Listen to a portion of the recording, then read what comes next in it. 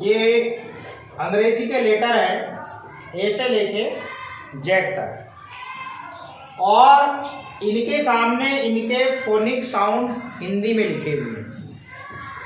इनके जो Hindi phonic sound है वो हमने याद नहीं किया, जो हमने सीखा था।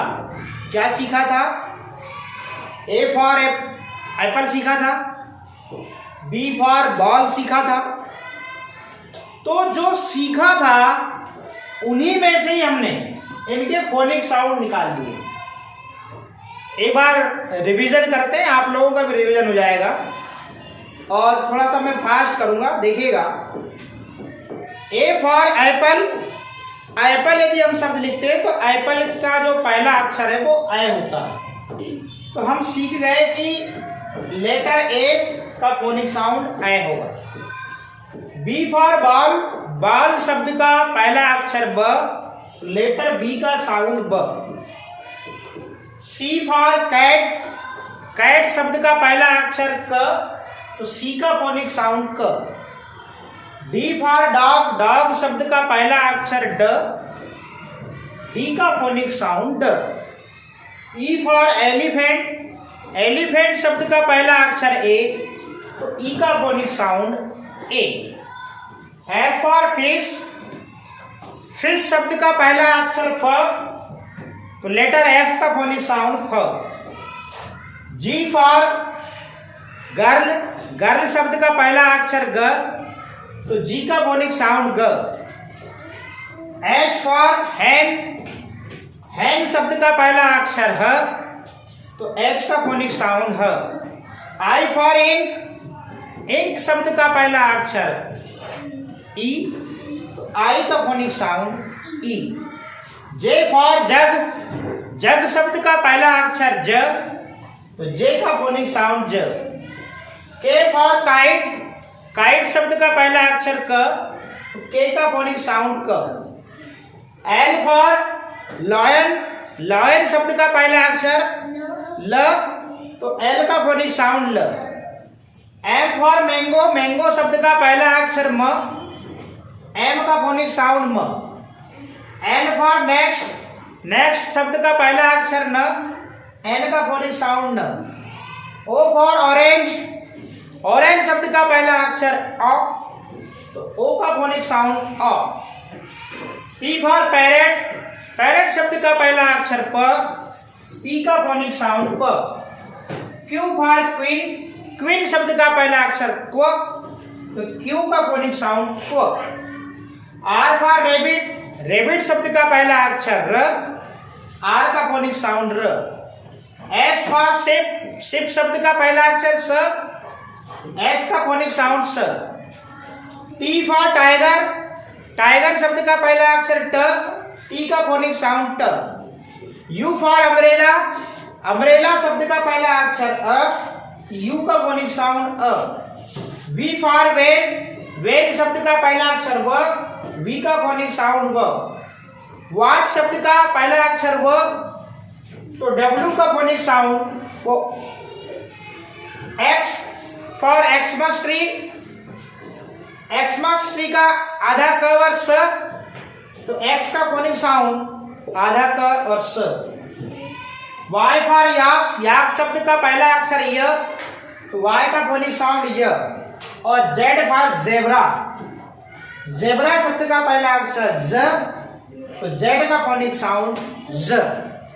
तो इनके फोनिक साउंड हमने जिस प्रकार से अल्फाबेट लेटर याद किए थे, तो जो याद किया था उन्हीं में से उन शब्द की हिंदी में यदि शब्द लिखे एप्पल, तो उन शब्दों की पहली ध्वनि ही इन लेटरों की हम क्या मान लिए?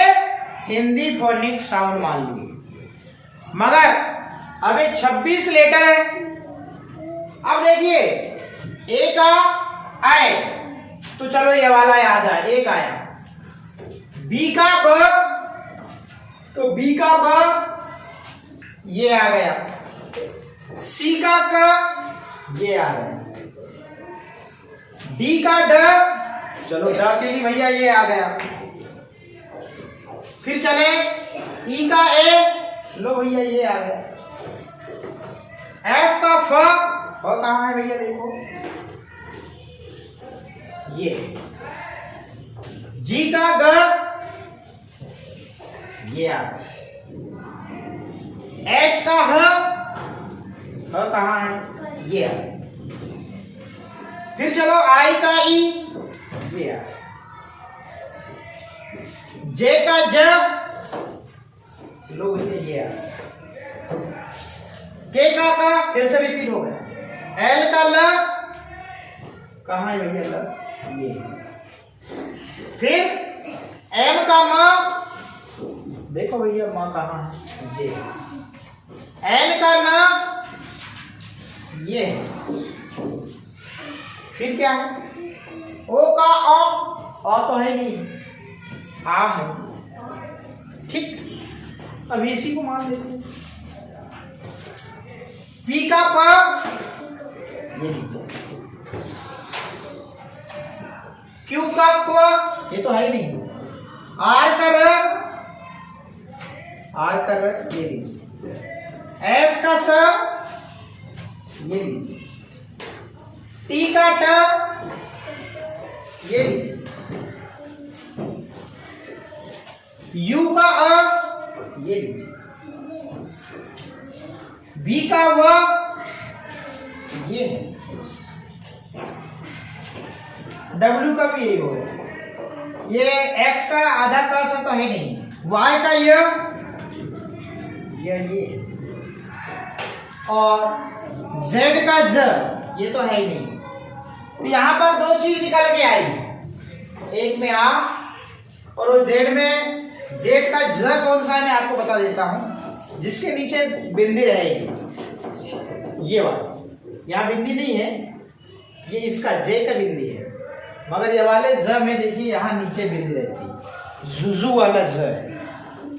अब हमने यहाँ देखा भैया, तो ए से लेके हमने जेड तक लेटर में फोनिक साउंड हिंदी के मात्र हम ये 13 स्वर जो हिंदी सीखे हैं हमने। हिंदी में 13 स्वर है। अब इसमें से मात्र कितने आ रहे हैं, 1 2 3 4 5 आ रहे हैं, बाकी तो आ ही नहीं रहे हैं। और ये 13 में से 5 आ रहे हैं। और अगर हम व्यंजन की बात करें तो 1 2 3 4 5 6 7 8 9 10 11 12 13 14 15, तो मात्र 15 आ रहे हैं। अब बताओ, व्यंजन वर्ण 15 हम सीख रहे हैं मात्र ए से लेके जेड तक के फोनिक साउंड से, और 5 वावेल सीख रहे हैं। इतने में काम बनेगा क्या, नहीं बनेगा। और हमने एक चीज सीखा है, जो चीज हमने सीखा है हमको उसी से सीखते हुए लिंक करते आगे चलना है। अचानक से ऐसा नहीं कि ये कहां से आ गया, ये कहां से आया पता लग गया। अब आगे हिंदी में 13 स्वर सीख लिए हमने, उनकी मात्रा भी पहचानने लगे हैं, और व्यंजन वर्ण भी सीख चुके हैं, और अब हम हिंदी पढ़ना चालू भी कर दिए नहीं कर दिए। तो ये 13 स्वर हैं। इस 13 स्वर के लिए कौन कौन से वावेल यूज होंगे, 1 2 में कॉन्सोनेंट आएंगे, बाद में बात कर लेंगे। तो अंग्रेजी में 5 वावेल हैं। क्या है, 5 वावेल हैं। उनके डिफरेंट यूज हैं, उनके प्रोनाउंसिएशन अनेक प्रकार से उनका यूज किया जाता है रीडिंग के समय में। मगर अभी हम अपने बेसिक से चलें, एडवांस में नहीं जाएंगे हम। तो हमारे 13 स्वर होते हैं, तो इनके लिए वावेल यूज होते हैं। जरा देखिएगा, अ के लिए ए, और यदि आ स्वर के लिए आ की मात्रा के लिए डबल ए आएगा, ई की मात्रा के लिए ई आएगा या आई आएगा, बड़ी ई की मात्रा के लिए डबल ई आएगा, छोटा ऊ की मात्रा के लिए यू या ओ, बड़ा ऊ मात्रा के लिए डबल ओ या यू भी यूज हो, री की मात्रा के लिए आर आई। देखिए यहाँ पे एक कॉन्सोनेंट आ गया, मगर आई वावेल आया है। ए के लिए ए की मात्रा के लिए ए या ए आई की मात्रा के लिए ए आई, ओ की मात्रा के लिए ओ, आओ की मात्रा के लिए AU या OU। अंग की मात्रा के लिए ANG और अह की मात्रा के लिए AH। तो यहाँ पे अंग में कॉन्सोनेंट G आया है, अह में H आया है और री में R आया है। तो यहाँ पर कॉन्सोनेंट तीन जगह यूज हुए, वरना अधिकतर यहाँ पर वॉवेल लेटर आए हैं। आए हैं नहीं आए हैं? आया नहीं आया है? ए भी आया है, आई भी आया है, ओ भी आया है, यू भी आया है। पांचों वॉवेल से यहाँ पे 13 स्वर लिखे हुए हैं, इनको याद करना है।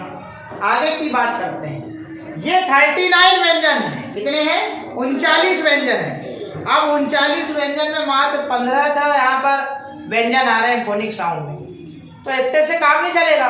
जब तक हमको 39 जो हमारे वर्ण है उसके लिए इंग्लिश के कौन कौन से कॉन्सोनेंट लेटर यूज किए जाते हैं यदि वो पता नहीं होगा, तो ना तो हम इंग्लिश की बुक रीड करते समय वहां पर पढ़ पाएंगे और ना ही हम किसी का नाम या किसी भी स्थान का नाम लिख नहीं पाएंगे। इसके लिए याद रखिए, क के लिए के आता है, के ए आएगा ही आएगा। ए स्वर की कोई मात्रा नहीं होती, ये अकेला स्वर है। जब तक कॉन्सोनेंट, जब तक व्यंजन वर्ण में ये मिलेगा नहीं तब तक इसका उच्चारण होगा नहीं। हमने हिंदी में देख लिया है इसकी कोई मात्रा नहीं होती, मगर जब हम बोलते हैं तो अ निकलता है। जैसे क अ, तो क के लिए ए और अ के लिए ए, क और ख। अब क में स्पष्ट निकल रहा है, ख में भारीपन लग रहा है। जहां भारीपन लग रहा है ख ताकत लगती है, क नहीं लगती।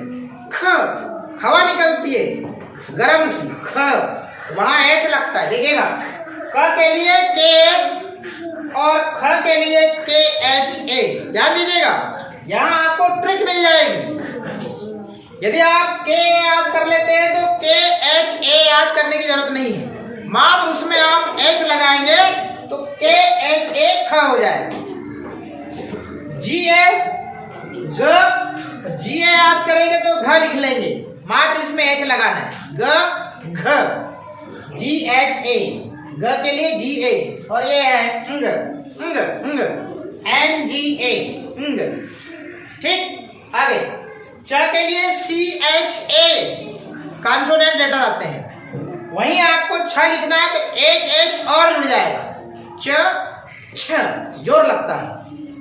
तो यहाँ पर सी डबल एच ए छ, ज जे ए, छ जे एच ए, यहाँ पर सिर्फ एच आ गया। ज को याद करेंगे झ याद हो जाएगा, च को याद करेंगे छ याद हो जाएगा। वाई ए एन, ट के लिए टी ए, ठ के लिए टी एच ए, मात्र यहाँ पर एच लग गया। आपको यही सीखना है कि जो हमारे व्यंजन वर्ण 39 होते हैं उसके लिए कौन कौन से कॉन्सोनेंट लेटर यूज होते हैं, उनके उच्चारण के लिए इंग्लिश में ये सीख गए तो आपके लिए इंग्लिश की बुक रीड करना आसान हो जाएगा। और ये मात्रा के लिए, ठीक, ड के लिए डी ए और ढ के लिए डी एच ए, और फिर अन, अन के लिए ए एन ए, अन। ट के लिए टी ए, थ के लिए टी एच ए। त और थ में अंग्रेजी में इतना ही अंतर है कि यहाँ पर मात्र एच लगाना तो थ हो जाए। द के लिए डी ए और ध के लिए डी एच ए, तो ये हो जाएगा ध, और ये है न, एन ए, न। आगे पी ए प और फ के लिए पी एच ए, मात्र फ के लिए एच लग जाएगा।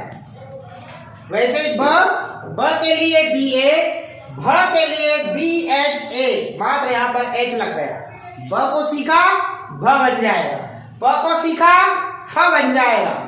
म के लिए एम ए, ये तो आपने वही सीख लिया है।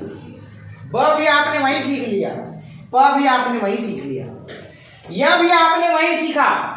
यह के लिए वाई ए, र के लिए आर ए आपने वहीं सीख लिया, ल भी आपने वहीं सीख लिया, एल ए। व के लिए वी ए भी यूज होता है, डब्ल्यू ए भी यूज होता है। विवांशी तुम्हारे नाम में डब्ल्यू ए आता है, पर शुरू में बी आई है ना। तो श के लिए एस एच ए, दो स, संलग्न वाला स, षटकोण वाला स, इसके लिए एस एच ए यूज होता है, और षटकोण वाला स के लिए एस एच ए यूज होता है। स एस ए ये वाला, सरोते वाला, हलवाई वाला है उधर ही सीख लिया, एच ए। छतरी वाला ये याद रखना, यहाँ कंफ्यूज होता है, यहाँ कंफ्यूजन होता है। तो छतरी वाला छ के लिए के एस एच ए, ठीक। और त्र के लिए टी आर ए, त्र। य के लिए जी वाई ए, ज्ञ। और ड़ के लिए डी ए, और ढ के लिए डी एच ए। ये क्यों बताया? वो इसलिए बताया कि भाई हमारे सामने मात्र अभी हम यहीं बैठ के थे। कहाँ बैठ के थे? फोनिक साउंड तक अटके हुए थे। फोनिक साउंड के आगे अभी तक आपको पढ़ाया ही नहीं था। अब क्या होगा? अब भैया फोनिक साउंड तो हमने सीखा था, उससे सीखा था, मगर क्या हमारे लिए हिंदी के स्वर नए हैं क्या? कोई नए हैं क्या? नहीं है। हिंदी की मात्रा कोई हमारे लिए नहीं है क्या? नहीं, वो तो सीख चुके। और ये व्यंजन वर्ण हमारे लिए नए हैं क्या? नहीं है। अब दूसरी बात, क्या वावेल हमारे लिए नए हैं? क्या हमारे लिए कॉन्सोनेंट लेटर नए हैं? नहीं है। तो बस जो हिंदी के लिए जो 13 स्वर हैं, उसके लिए कौन कौन से वावेल यूज हो रहे हैं? तो समझिएगा, यदि री की मात्रा लगाना है तो आर आई लिखेंगे। यदि ऋतिक लिखना तो कैसे लिखेंगे? ऋतिक के लिए आर आई टी आई के, ऋतिक हो जाए, ठीक है। उर्विशा, उर्विशा के लिए क्या करते हैं? ऊ के लिए देखो, ऊ के लिए यू लगाते हैं, ऊ। र के लिए आर, उर। वी के लिए, व के लिए वी, और ई के लिए आई। और शा कौन सा वाला?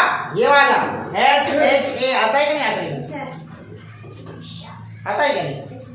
तुम्हारा नाम नित्या है, देखिएगा, नित्या के लिए न पहले आएगा, न के लिए एन, और न में लगी ई की मात्रा, तो ई की मात्रा के लिए आई नी, और आधाता के लिए त नी त, और या कहाँ गया? या ये है वाई ए, नित्या। सीखे कि नहीं सीखे? यहीं से हम सब कुछ सीखने वाले हैं। इसको जो जितने जल्दी याद करेगा वो उतने जल्दी इंग्लिश की बुक पढ़ना सीखेगा। दूसरी बात, जो इसको जितने जल्दी सीख लेगा उसको किसी का भी नाम लिखते, पढ़ते, और किसी भी स्थान का नाम लिखते और पढ़ते, इन दोनों को छोड़कर अंग्रेजी में जो शब्द आएंगे उनको पढ़ना आप बहुत जल्दी सीख जाएंगे। जैसे देखिएगा, अभी कौन सी वर्कशीट क्रमांक थी हमारी? 135। देखिएगा जरा, ध्यान दीजिएगा, 135 थी। और यहाँ पे लिखा है CHOOSE। तो CH का मतलब च, और डबल O का मतलब ऊ की मात्रा। तो च में लगी ऊ की मात्रा चू, और एस का चूज, और वावेल ई है तो वो साइलेंट रहता है, तो आपने चूज पढ़ दिया था। फिर ए दिया है तो अ, डब्लू का व, देखो कहां गया? W के लिए व और WORD वर्ड बन गई है नहीं, तो वावेल ओ का साउंड वहां पर अ निकल रहा है, आर का र और ड वर्ड।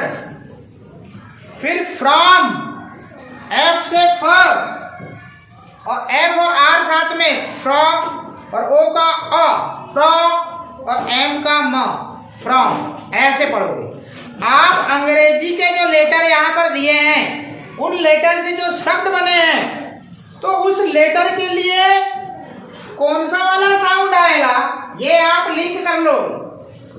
जैसे यहाँ पे लिखा है ईज, ई के लिए ई आया, ई ए के लिए ई, देखिए ई ए ई और सी और एच, ईच। क्या पढ़ेंगे?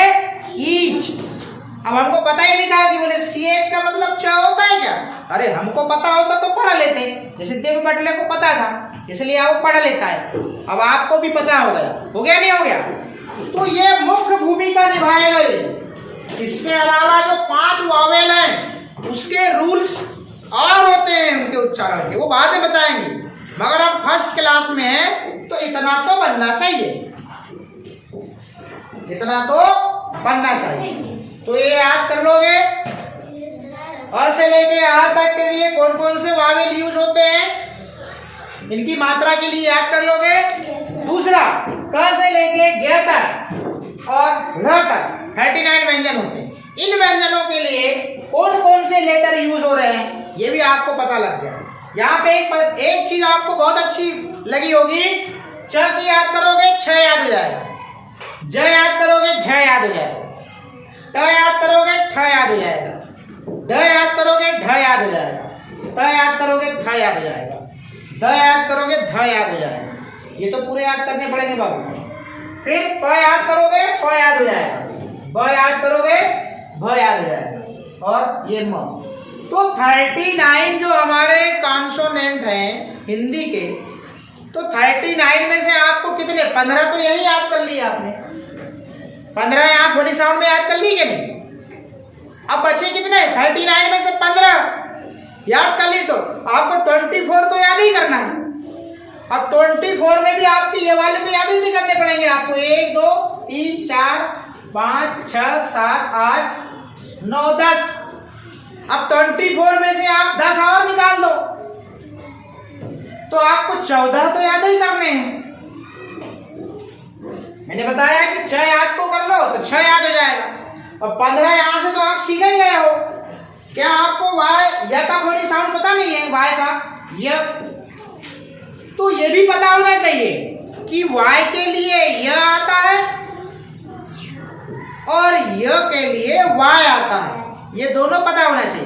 कान इधर से पकड़ो तो भी एक कान है, चाहे कान इधर से पकड़ो तो भी एक कान है। ए का फोनिक साउंड आय होता है ये भी पता होना चाहिए, और आय के लिए ए आता है ये भी पता होना चाहिए। क के लिए के ए यूज होता है ये भी पता होना चाहिए, और के ए का फोनिक साउंड क निकलता है ये भी पता होना चाहिए। कान इधर से पकड़ो चाहे इधर से पकड़ो, दोनों का अर्थ पता होना चाहिए। इतनी बात समझ में आए? सुनना इधर से भी है, सुनना इधर से भी है। ठीक, सुनना यहां से तो नहीं हो सकता, यहां से तो नहीं हो सकता, इसलिए दोनों तरफ से पता होना चाहिए। यदि ख के एच ए के लिए के एच ए आता है तो आपको यह भी पता होना चाहिए कि के एच ए के लिए ख आता है। इससे क्या होगा? इंग्लिश की बुक में आपका के एच ए लिखा रहेगा या के एच रहेगा, तब आपको वहां पे ख क्लिक करना है। यदि सी एच है तो आपको च क्लिक करना है, और सी डबल एच यदि है तो आपको छ क्लिक करना है, तब तो आप वहां पे शब्द बनाओगे। मेरी बात कितने लोगों को समझ में आई? तो याद कर लोगे। यदि